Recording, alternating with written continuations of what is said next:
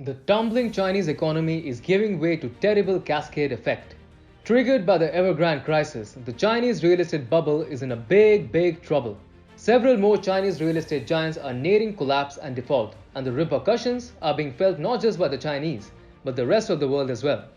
Hi and welcome. This is TFI Global, the foreign affairs and geopolitical analysis arm of the TFI Media Group. I'm your host Siddharth, and in this video, I will tell you about 4 more Chinese real estate giants biting the dust after Evergrande. Let's begin.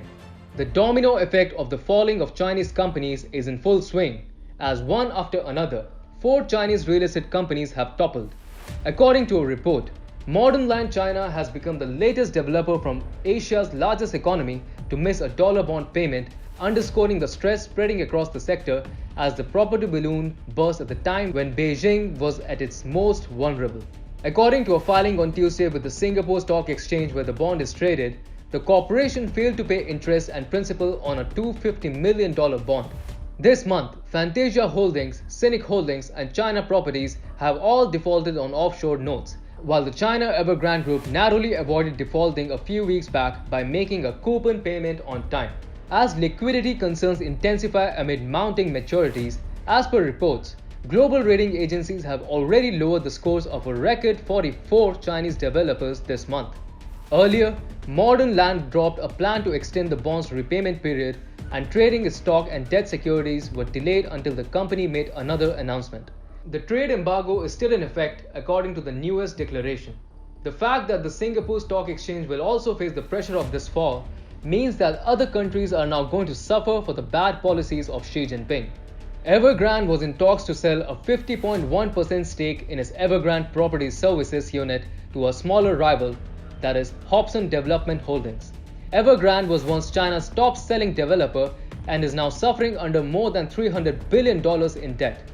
The group has been struggling to acquire funds to pay its various lenders and suppliers amid fears that it would technically default on one of its international bonds. Evergrande stated in its earlier filing that it would continue to implement measures to alleviate the liquidity concerns and that it would use its best efforts to engage with its creditors for the renewal or extension of its borrowings. Now, China lovers are in for a shock, and foreign investors who had parked their money in the China Evergrande Group are in for an even bigger shock. The real estate giant, which is at the brink of making a default on debt payments, has made a shocking announcement. It will prioritize interest payments on domestically issued bonds. This has raised suspicions amongst foreign investors that they will be the last ones to get repaid.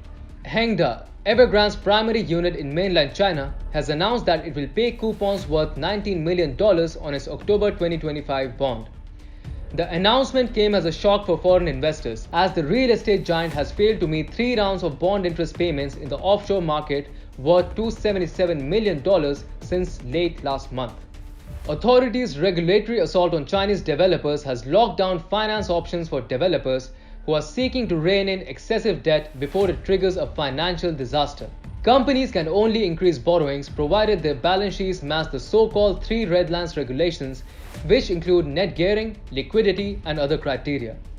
Banks have reduced their exposure to the industry as a result of the crackdown, and corporations haven't used the offshore bond market in over a year. Despite these steps, Evergrande's missing payments and smaller rivals' defaults have generated fears of contagion across China's $50 trillion financial system.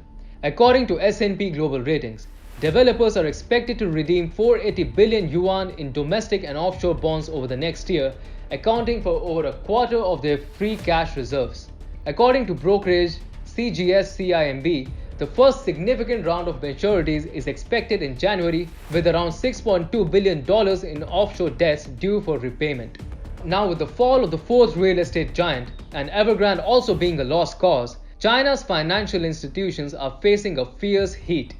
However, the spillover effect is also in place, with foreign stock exchanges like the one in Singapore facing the heat of the Chinese companies going bust because of the domestic policies of Xi Jinping.